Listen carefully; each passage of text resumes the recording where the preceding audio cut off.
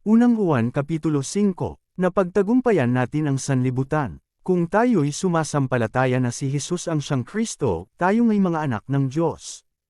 At ang sinumang umiibig sa Ama ay umiibig din sa anak.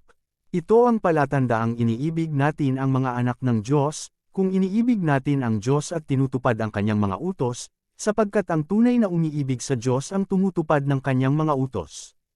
Hindi naman mahirap sundin ang kanyang mga utos, sapagkat napagtagumpayan na ng mga anak ng Diyos ang sanlibutan, at nagtatagumpay tayo sa pamamagitan ng pananampalataya.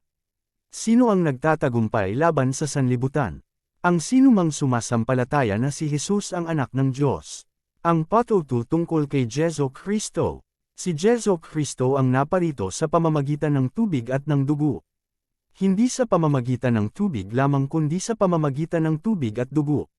Ang Espiritu ang nagpapatutuo tungkol dito, sapagkat ang Espiritu ay katotohanan. Tatlo ang nagpapatutuo, ang Espiritu, ang tubig, at ang dugo, at ang tatlong ito ay nagkakaisa. Kung pinaniniwalaan natin ang patuto ng mga tao, higit nating dapat paniwalaan ang patuto ng Diyos, at ito ang patuto ng Diyos tungkol sa kanyang anak. Ang sinumang sumasampalataya sa anak ng Diyos ay naniniwala sa patotoong ito.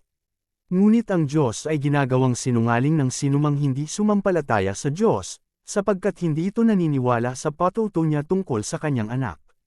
At ito ang patuto, ipinagkaloob sa atin ng Diyos ang buhay na walang hanggan at ito'y makakamtan natin sa pamamagitan ng kanyang anak.